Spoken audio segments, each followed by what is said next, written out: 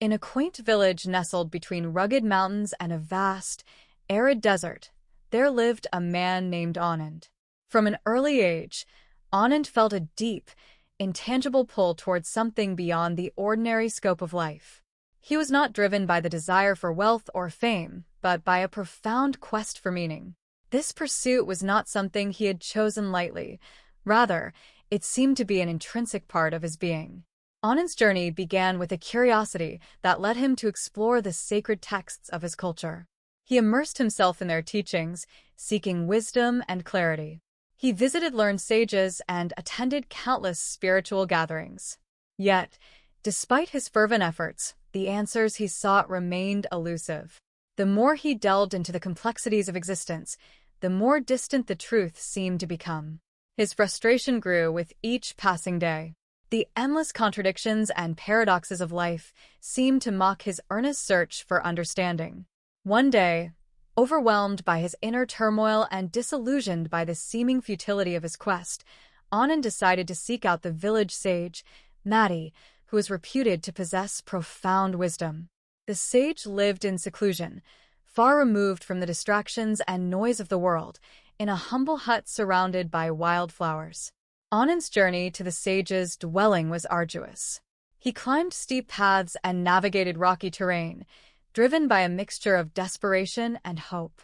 When he finally arrived, breathless and exhausted, he found Mati seated in serene silence, her eyes closed as if she were in deep communion with the earth itself. Her presence exuded a calm that seemed to transcend the physical realm. In a moment of raw vulnerability, Anand posed his question. "Why do I suffer?" he asked, his voice tinged with desperation. "I've spent my life seeking answers, yet the more I search, the more lost I feel. What is the meaning of this existence?" Maddie opened her eyes slowly, as if she had been anticipating the question.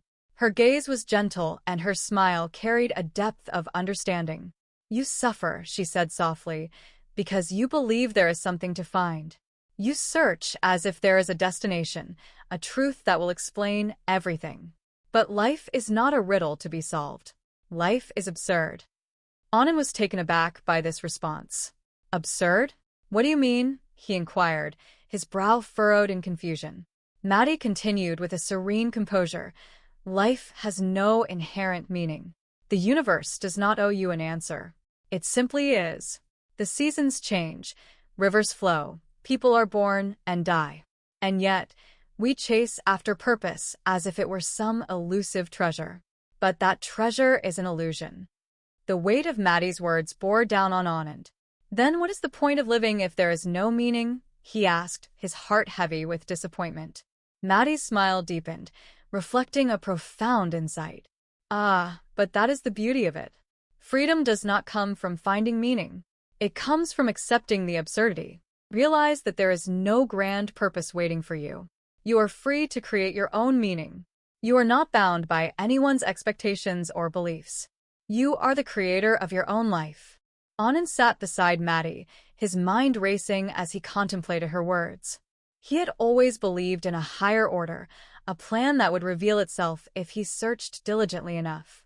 But now, he was faced with the possibility that his relentless search had been the problem itself. What if he had been avoiding the truth all along? That life was neither fair nor cruel, neither purposeful nor purposeless, but simply indifferent. Maddie continued, "Imagine a man who pushes a boulder up a hill only to have it roll back down every time he reaches the top. He does this endlessly, knowing that the boulder will never stay at the summit. Some might call this man cursed, but what if, instead of lamenting his fate, he finds joy in the act of pushing the boulder? What if he realizes that the struggle itself is his freedom?" As Anand pondered this analogy, he thought of the countless days he had spent in search of meaning, the books he had read, the rituals he had performed, the gurus he had followed. Perhaps the act of seeking had been his boulder, an endless struggle that had rolled back down time and time again. Yet, now, sitting in the stillness of the mountain, Anand began to understand that the boulder had never been his curse. It had been his liberation. "What do I do now?" Anand asked, his voice softer, more contemplative. The desperation had faded, replaced by a curious eagerness to embrace a new perspective. Maddie stood up and looked out over the vast landscape with a gaze that was both peaceful and untroubled. "Live," she said simply. Not as someone who is searching for meaning, but as someone who is alive, fully and completely. Embrace the absurdity of existence, and in doing so, you'll find a joy that no answer can provide you. The meaning of life is not something you find. It is something you create in every moment, with every breath.